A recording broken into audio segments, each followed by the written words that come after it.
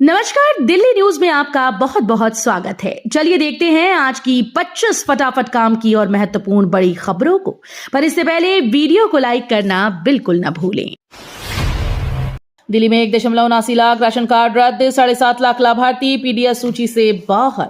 दिल्ली में सार्वजनिक वितरण प्रणाली यानी पीडीएस को लेकर बड़ा कदम उठाया गया। नियमों के उल्लंघन और अपात्र पाए गए लोगों के खिलाफ कार्रवाई करते हुए करीब 1.79 लाख राशन कार्ड रद्द कर दिए गए। इसके चलते लगभग 7.5 लाख लाभार्थी पीडीएस प्रणाली से बाहर हो गए। अधिकारियों के अनुसार ये कार्रवाई व्यवस्था को पारदर्शी बनाने और जरूरतमंदों तक राशन पहुंचाने के उद्देश्य से की गई। दिल्ली के 4 वार्ड में प्रॉपर्टी सर्वे शुरू, टैक्स न देने वालों की होगी पहचान। दिल्ली में संपत्ति कर व्यवस्था को मजबूत करने के लिए 4 वार्ड में हर संपत्ति का सर्वे किया जाएगा। इस सर्वे के जरिए उन संपत्तियों की पहचान की जाएगी जो टैक्स के दायरे में होने के बावजूद कर जमा नहीं कर पा रही। अधिकारियों के अनुसार सर्वे में संपत्तियों की जानकारी, उपयोग और टैक्स रिकॉर्ड की जांच की जाएगी। इसका उद्देश्य राजस्व बढ़ाना और टैक्स व्यवस्था को अधिक पारदर्शी बनाना है। दिल्ली में बदलेगा मौसम का मिजाज, अगले 2 दिन झमाझम बारिश के आसार। दिल्ली वासियों को गर्मी और उमस से राहत मिलने वाली है। मौसम विभाग के अनुसार राजधानी में अगले 2 दिन तक तेज बारिश के आसार हैं।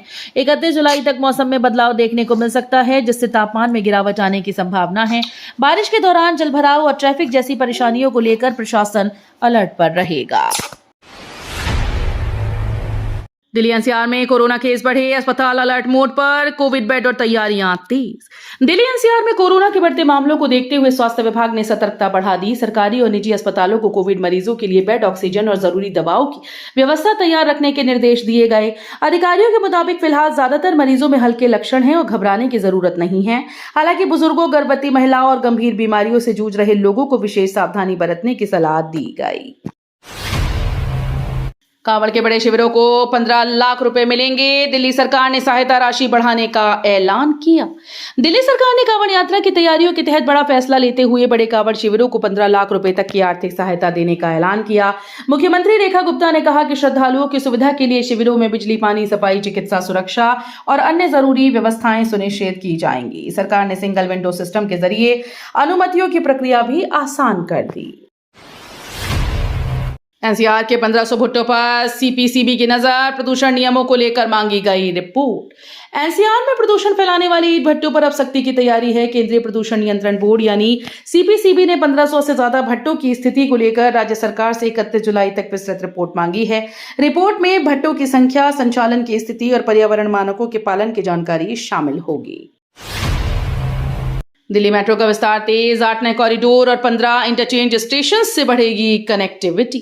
दिल्ली वालों के लिए मेट्रो सफर और आसान होने वाला है। राजधानी में मेट्रो नेटवर्क के विस्तार के तहत 8 नए कॉरिडोर बनाए जाएंगे और 15 नए इंटरचेंज स्टेशन विकसित होंगे। इसके अलावा 5 नए ट्रिपल हब के रूप में स्टेशन तैयार किए जाएंगे, जहां यात्रियों को कई रूट की कनेक्टिविटी मिलेगी। इस विस्तार से यात्रा का समय कम होगा। दिल्ली एनसीआर के लाखों यात्रियों को बेहतर सुविधा मिलेगी। एमसीडी स्थायी समिति में बीजेपी का कब्जा, अध्यक्ष और उपाध्यक्ष दोनों पदों पर उम्मीदवारों की जीत। दिल्ली नगर निगम की स्थायी समिति के चुनाव में बीजेपी ने बड़ी जीत दर्ज की। पार्टी के उम्मीदवार अध्यक्ष और उपाध्यक्ष दोनों पदों पर विजयी रहे। इस जीत के साथ एमसीडी की सबसे प्रभावशाली समिति पर बीजेपी का नियंत्रण मजबूत हो गया। स्थायी समिति वित्तीय फैसलों, बड़े विकास कार्यों और महत्वपूर्ण प्रशासनिक प्रस्तावों को मंजूरी देने का अधिकार रखती है। E20 एथेनॉल नीति पर आपका विरोध, केजरीवाल ने बुलाई नेशनल टाउन हॉल बैठक। E20 एथेनॉल ब्लेंडिंग नीति को लेकर आम आदमी पार्टी ने केंद्र सरकार के खिलाफ मोर्चा खोल दिया। अरविंद केजरीवाल ने इस मुद्दे पर नेशनल टाउन हॉल बुलाकर जनता से संवाद करने का ऐलान किया। आपने प्रधानमंत्री से E20 नीति को वापस लेने की मांग की।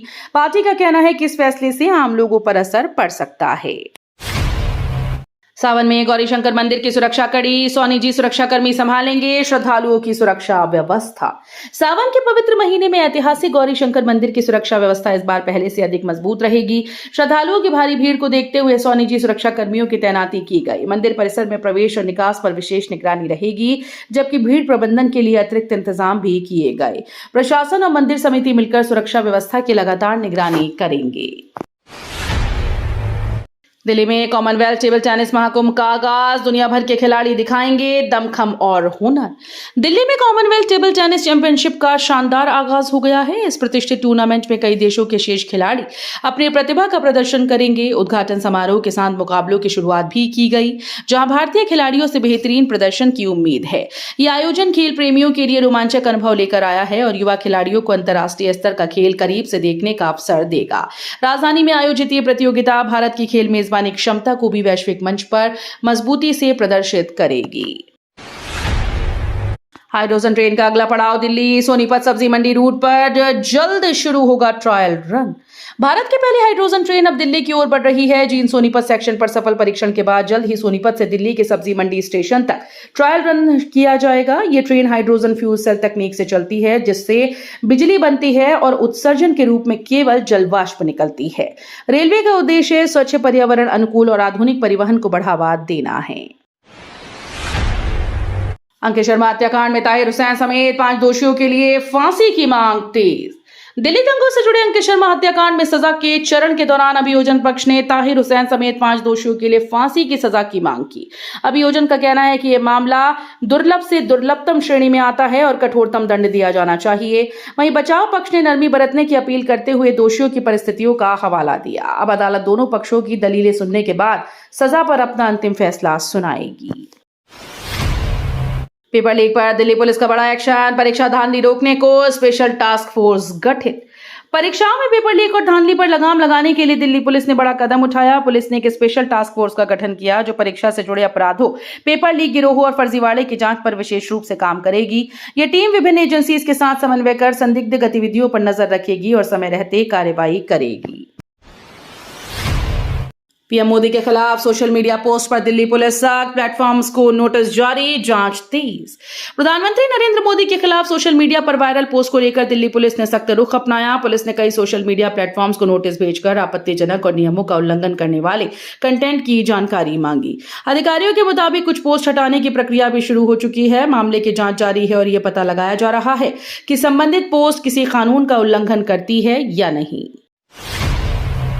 जेएनयू जाने वालों को जाम से राहत, अरुणा आसफ अली रोड पर बनेगा 6 किलोमीटर लंबा फ्लाईओवर। जेएनयू और आसपास के इलाकों में आने जाने वाले लोगों को जल्द ट्रैफिक जाम से बड़ी राहत मिल सकती है। अरुणा आसफ अली रोड पर करीब 6 किलोमीटर लंबे फ्लाईओवर के निर्माण की योजना तैयार की गई। इस परियोजना का उद्देश्य पीक आवर्स में लगने वाले लंबे जाम को कम करना और सफर को तेज व सुगम बनाना है। फ्लाईओवर बनने से जेएनयू, वसंत कुंज, आरके पुरम और दक्षिण दिल्ली के कई इलाकों के बीच कनेक्टिविटी बेहतर होने की उम्मीद है। मेरा कॉलेज आए करे पढ़ाई, जामिया मिलिया इस्लामिया ने 49 ऑनलाइन कोर्स शुरू की। जामिया मिलिया इस्लामिया ने छात्रों और कामकाजी लोगों के लिए 49 ऑनलाइन कोर्स शुरू किए। इन कोर्सेज के जरिए छात्र घर बैठे पढ़ाई कर पाएंगे और नियमित कॉलेज जाने की जरूरत नहीं होगी। कार्यक्रमों में सर्टिफिकेट, डिप्लोमा और स्किल आधारित कोर्स शामिल हैं, जिन्हें डिजिटल माध्यम से कराया जाएगा। विश्वविद्यालय का उद्देश्य गुणवत्तापूर्ण शिक्षा को अधिक से अधिक लोगों तक पहुंचाना है और लचीले शिक्षण विकल्प उपलब्ध कराना। सीजेपी प्रदर्शन में 400 संदिग्धों की पहचान, दिल्ली पुलिस ने गंभीर अपराधों का रिकॉर्ड खंगाला। सीजेपी प्रदर्शन को लेकर दिल्ली पुलिस ने सुरक्षा जांच तेज कर दी। पुलिस के अनुसार फेशियल रिकॉग्निशन सिस्टम और अन्य तकनीकी माध्यमों से करीब 400 ऐसे लोगों की पहचान की गई, जिनके खिलाफ पहले से गंभीर आपराधिक मामले दर्ज हैं। इनमें हत्या, हत्या के प्रयास, रेप, लूट, डकैती, दंगे जैसे आरोप शामिल बताए गए। पुलिस का कहना है कि प्रदर्शन की आड़ में असामाजिक तत्वों की मौजूदगी चिंता का विषय रही। दिल्ली सीजेपी प्रदर्शन में पैलेट गन विवाद, मेडिकल रिपोर्ट में चोटों के निशान, पुलिस ने दावे नकारी। 20 जुलाई को दिल्ली में सीजेपी के चलो संसद प्रदर्शन के दौरान पैलेट गन के इस्तेमाल को लेकर विवाद गहरा गया।